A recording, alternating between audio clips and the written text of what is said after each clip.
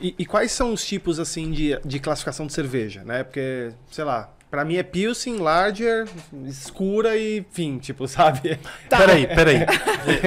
Dentro dessa tua pergunta, eu queria fazer uma sabatina com você. Eu imagino, num pouco conhecimento que eu tenho, que existe assim, cerveja, e aí deve ter uma primeira divisão. Eu tô chutando, tá? Amarga, não sei o que, tá? Essa primeira divisão é o quê? Porque o que eu queria fazer? Eu queria te falar algumas comidas. De primeira, você fala, ó, do mesmo jeito que a gente fala vinho tinto, tudo bem, eu sei que não é necessariamente assim, você toma como você quiser, mas vinho tinto é para carne, vinho branco é para peixe, entendeu? Me dá uma ideia de que tipo de cerveja a gente usaria. Por exemplo, sushi. Cervejas leves. Leves. Isso. Então, para entender mais ou menos como é que essa coisa dessa classificação divisão das cervejas, assim, para começar, é um universo muito vasto, gigantesco, muito maior do que as pessoas têm noção da quantidade de estilos que a gente tem, de sabores e aromas e tal. Então, a gente tem, no mundo cervejeiro hoje, nós temos duas classificações principais, que são as cervejas de estilo ale e as cervejas de estilo lager. Ale. ALE. O que determina esses dois estilos? É o tipo de fermentação. Então, as cervejas ale, elas são de alta fermentação e as cervejas lagers são de baixa fermentação. Então, muda a levedura. Mas as características delas, elas são diferentes porque as ales, elas fermentam numa temperatura um pouquinho mais alta e na parte de cima do tanque, e as lagers fermentam uma temperatura um pouquinho mais baixa na parte de baixo do tanque. Então, eu posso dizer que a ale é mais forte? Mais leve? Depende. Essa que era a minha dúvida. Pilsen, porque tá onde? É um Onde é uma entra, lager. né? Pilsen é uma lager, exatamente. Pilsen Sério? é uma lager, exato. O que as pessoas Entendi entendem porra como nenhuma, lager... exatamente, Então, é por isso. isso que eu tô te falando, o que as pessoas entendem como lager não é um estilo. É um estilo também, mas ela tá dentro da categoria lagers. Dentro da categoria lagers, você abre um guarda-chuva aqui, tem um monte de cervejas dentro da categoria lagers. Não, mas tá? assim, E nas as ales também, você tem lá, ale, guarda-chuvinha lager, guarda-chuvinha ale. Dentro aqui tem um monte, aqui também tem um monte. E tem um outro núcleo que eu falo depois, que são as cervejas de fermentação espontânea, para não misturar muito na cabeça de vocês. Não, exatamente, assim, pra leigo, quais são as principais classificações? Porque daí eu entendo que tem uma... Isso aí abre um leque, né, pra quem tem a exato. Então, olha, eu tô anotando aqui. Tem a ale e tem a lager. Isso, a lager exato. tem a Pilsen. A Fica Pilsen embaixo. é um dos estilos. Me fala um da ale que é conhecido. É conhecido? Stout, uma cerveja escura, no caso. Que mais? Conhecida? IPA. IPA. Isso é conhecido pra você. Ué, IPA. Você já ouviu falar disso? Nunca ouvi IPA falar. que Me viu uma isso? cerveja IPA? Eu quero uma IPA. Não, você Skol, conhece. você já ouviu falar? Escola IPA? Não, tô brincando. Não. Só Não, tô Skol- falando. Mas é que então, tudo bem, mas IPA não é uma marca, IPA é uma categoria. É um estilo de É um cerveja. estilo, tá. E tá Isso. no ale. É, Tá. ale também. IPA. Que é o mais forte. É. Tá bom. E o que determina que é mais forte? Ele vai dar receita, não é o fato dela ser ale ou o fato dela ser lager. Tá. Vai dar receita dos ingredientes do teor alcoólico. Então, isso determina o quanto a cerveja é mais forte ou não. E não é a cor. Por incrível que pareça, então quem eu acha não- que a cor da cerveja determina o quanto ela é mais entendi. forte ou não. Não Então eu não posso dizer que sushi é lager. Ou sushi é ale. Porque A cerveja- nas subdivisões pode ser que depende. tenha alguma... Depende, por exemplo, vocês já ouviram falar de cerveja estilo Witbier? Não. Opa! Essa é uma coisa que eu tenho. Vitibia? Super amigos, nossa, tomo todo dia, Vitibia, né, é da cara? Pfizer. Eu tomo quando eu tô gripado. Então, a Witbier ela é uma cerveja de estilo belga, né? Depois eu vou falar um pouquinho melhor sobre isso. Mas é uma cerveja muito leve, que ela tem notas bem cítricas. Ela é uma ale, é uma cerveja leve. Mas ao mesmo tempo, Isso é uma marca. Estilo, É um estilo. Witbier. Witbier, Witbier é um estilo tá, de cerveja. tá. E aí você pode pegar, por exemplo, uma Pilsen, que também é uma cerveja leve, que é uma lager, de estilo lager, que também pode combinar com sushi. Ou algumas outras cervejas. Então, Entendi. não tem essa... não é Então lógico, não dá né? pra fazer desse jeito. Não dá pra fazer como vinho. Não dá, é porque assim, a gente determina porque as cervejas, elas são, normalmente nas embalagens, é obrigatório que tenha o estilo, e aí você tem lá, cerveja estilo Pale Ale, cerveja estilo Belgian Strong Ale, cerveja, então você sabe que é uma cerveja No Brasil ale. é obrigado? Todos os lugares, normalmente tem um Se eu pegar uma estilo. Skol e procurar, ele diz. Na Skol vai estar, eles denominam como Pilsen, nem sei se eles colocam como Lager, porque não, ela não é uma Pilsen. Isso é outro mito cervejeiro que cai aqui. Muita gente conhece, cai. Skol, Brahma, Heineken, todas as cervejas não são Pilsen. Você tá brincando. Não são Pra mim Pilsen. Não. Você tem um certo desprezo Não. por essas marcas, assim, por Não. serem tão populares, não? Não, porque é o que tem no mercado, é o que as pessoas conhecem como cerveja. Aí não vale. E assim, mas... Se você como sommelier, é que você não vai falar também, né? Não dá pra como falar, sommelier- a Skol é uma porcaria, não dá pra Como falar isso. sommelier, é assim, se eu for avaliar o produto, não é bom. Não é bom. Não. Assim, Tá. Pelo preço você toma sim, melhor? mas o que acontece? Tem até uma coisa que essas cervejas comerciais, elas falam muito e é uma coisa que pesa demais na publicidade de todas elas. Não falo só de de todas elas. Que cerveja tem que ser o quê? Ela tem que estar como pra você beber? Gelada. Muito gelada. Estupidamente gelado. Estupidamente gelada. Mas sabe por que esse apelo?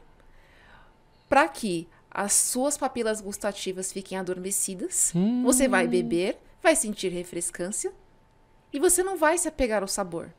Porque se você bebe uma cerveja dessa em temperatura um pouco, que não esteja muito gelada, você não consegue beber, você não sente um gosto muito... Então, elas são cervejas que elas têm um baixo custo. Então, assim, não dá para criticar porque, é o que as pessoas conhecem, é uma cerveja de mais baixo custo, mas não é uma cerveja de alta qualidade. E fazendo uma comparação, quanto custa uma cerveja de boa qualidade? Fazendo um comparativo. Sei lá, uma latte de Skol hoje deve estar uns de 2,60 a uns 3,50, dependendo do lugar. E uma cerveja boa, assim? Depende da cerveja também. Por exemplo, se você pegar cervejas... O pessoal tem muito essa questão do puro malte. Eu só tomo puro malte, tem que ser porque puro malte é cerveja boa, e se não é puro malte é cerveja ruim. Não, também isso é mito, porque não é o fato de ser puro malte que determina se a cerveja é boa ou não. É realmente a qualidade do produto, dos ingredientes, dos insumos. Mas, por exemplo, uma cerveja comercial hoje, eu uso como exemplo aí, por exemplo, a Heineken, que é conhecida, a Beck's, por exemplo, são boas cervejas. São receitas que elas seguem realmente o padrão de que ela tem que seguir, que tem que ser uma cerveja dentro do estilo, e elas têm um preço ok. Elas não são baratinhas, R$2, R$3, mas com R$5, R$6 você compra uma garrafa de Heineken, você compra uma Beck's. Stella Artois ou Heineken? Qual é melhor? Se você só tem essas duas cervejas, qual que você leva? Heineken? Tem um mito que... Tem um mito, sei lá se é mito, mas assim, eu já escutei bastante. Que se você gela a cerveja e ela descongela, se você gela novamente já vai perdendo o gosto. Então, é verdade que conforme você vai deixando ela descongelar congelar não. Como é que... Isso você prejudica o sensorial da cerveja, ela pode até estragar. Então, o ideal, assim, se você colocou na geladeira, mantém na geladeira. Não, mas o estragar é estragar o produto ou estragar paladar? Porque assim, pessoas mais leigas que não é tão... O produto é tão difícil. apurado. É difícil estragar a ponto de, tipo, vou tomar, vou passar mal. Mas o produto vai ficar ruim, o paladar. Não é o produto mais, né? Deixa de ser o produto. Tanto que a cerveja é um produto muito sensível. Eu não sei se vocês já ouviram falar ou sabem o porquê que todas as garrafas, elas são âmbar. De cerveja. Por causa da luz, né? Por causa da luz. Sim. Porque a luz, ela causa a oxidação da cerveja e aí ela pode desenvolver aromas e sabores desagradáveis, que um deles, que a gente chama de light struck, que é causado pela luz, então ela fica como um cheirinho, assim, um gosto meio de gambazinho, assim, um negócio meio esquisito. Então, a Heineken já sofreu muito por isso, por ter a garrafa verde. Verde, claro. Então, por isso, tem gente que fala, mas cerveja em garrafa é melhor do que a lata, porque a lata é ruim.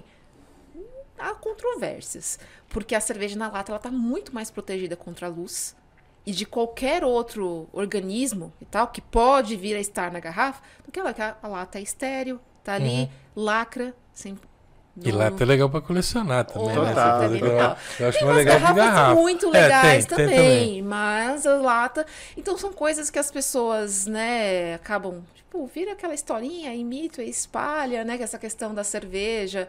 Outra coisa que, quando eu vejo, me dá um, assim, copo gelado. Ah, não. O Sério? copo gelado. Gente, Tá errado? eu quero sair correndo quando eu vejo um copo gelado. Por quê? Por quê? Primeiramente, não precisa. Não vai fazer diferença alguma na temperatura da sua cerveja. Sério? Claro, Você se tirou a da cerveja geladeira? estiver gelada, não... Você tirou da Claro. geladeira, em segundos aquele copo vai começar a esquentar. Na hora que você colocou o líquido, a cerveja já tá gelada. Outra coisa, aquele copo gelado, ele fica dentro da geladeira, ali.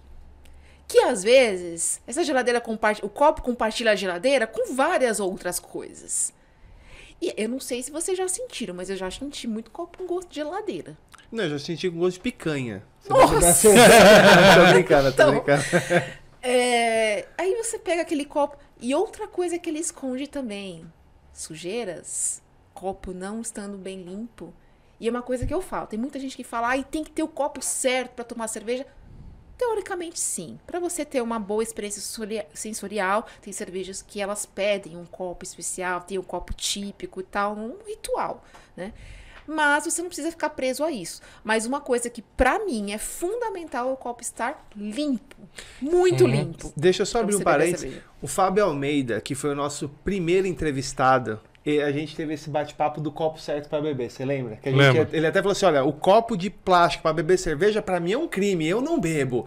E a gente ficou pilhando. Mas eu acho que ele não tava falando do sabor, né? Eu acho que ele tava falando meio de... É que nem tomar, né, com um copinho de plástico. Você fala, Sim, não, o vinho no preconceito é o copinho de copo. plástico. Sim. Então, o que eu falo é o seguinte, você não pode deixar de viver uma experiência baseado em um objeto, porque você não tem aquele objeto ali. É claro que você vai ter uma experiência muito melhor se você pegar, por exemplo, uma cerveja alemã, que é a cerveja alemã de trigo, e você colocar ela no copo, servir do jeito certo, porque ela tem aquele copão. Sim. Aquele copão, ele é feito para a cerveja caber inteira dentro dele. Por quê? Porque no fundo da garrafa, ela tem aquela levedura de trigo, aquele residual que tá ali, que tem que misturar na cerveja para ela ficar turva. Então, você tem um ritual para servir. Então, você pega o copo, você começa a servir devagarzinho com o copo inclinado, e aí depois você dá aquela giradinha para pegar aquele fundinho e você termina de servir. Então, é um Caralho. ritual. Entendi. Né? Legal. Agora, você tá num lugar que não tem esse copo. Você tá com muita vontade de tomar aquela cerveja, só tem aquela oportunidade ali. Você vai deixar de tomar porque não tem o copo? Mas de maneira nenhuma. Nenhuma. Então, mas é isso que eu falo. As pessoas falam, eu não vou tomar, eu não vou abrir essa cerveja hoje porque eu não tenho um copo específico. Gente, se você tem um copo, seja um copo de requeijão, que estiver limpo, que você possa degustar Que essa não ficou cerveja. na geladeira? Que não ficou na geladeira. Tome a cerveja, sabe? E- Não deixa de, não posso, é um crime tomar. Não, gente, é isso, é uma coisa que eu falo. Você tem que ter essa preocupação com o copo, sim. Quando você tem isso à disposição, você pode pegar o copo, ali fazer. Agora, eu vou deixar de beber porque eu não tenho. Eu não vou abrir essa cerveja aqui porque não tenho. Eu preciso comprar o copo primeiro. Não precisa ter essa